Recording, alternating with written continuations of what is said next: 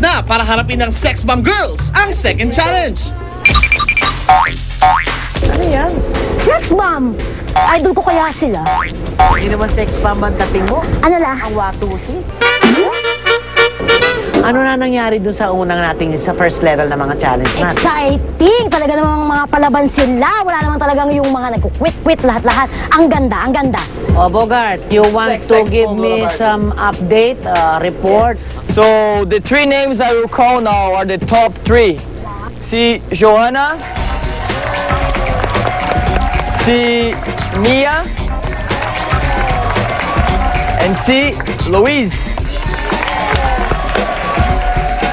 Yung susunod ng challenge natin is gonna be an endurance challenge. Sobrang daming surprise para sa inyo lahat, so you guys should be careful. Ang sa akin lang, ang susi ng lahat just enjoy it.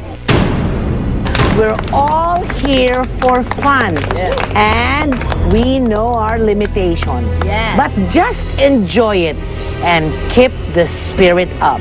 Yun, okay? Bravo, bravo. So once again, syempre, good luck sa inyo.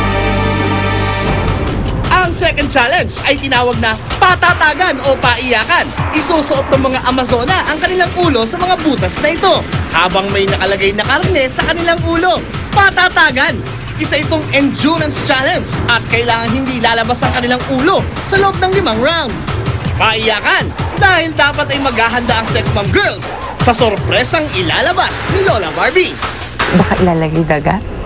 Okay lang, hindi mo lang takot sa daga. Ipis. Ewan ko lang. Siguro hihipan ko na lang. Pag sa akin, ahas okay lang. Kasi before naman nakahawak na ako. Pero yung ipis parang di ko kaya. Natatakot po talaga ako sa mga animals. Kahit nga po kahit nga po sisiw, natakot ako hawakan eh. Sa umpisa kasi, meron kayo lahat 50 points.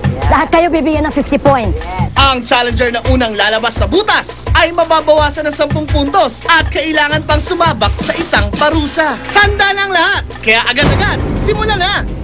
Tingnan natin kung ano ang laman ng kahon.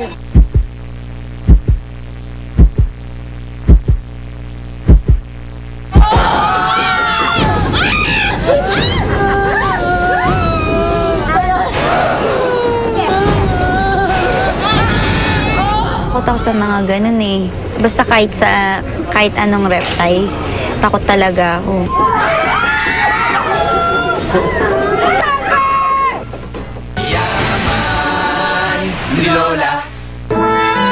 Abangan sa Lunes sa Ang Yaman ni Lola.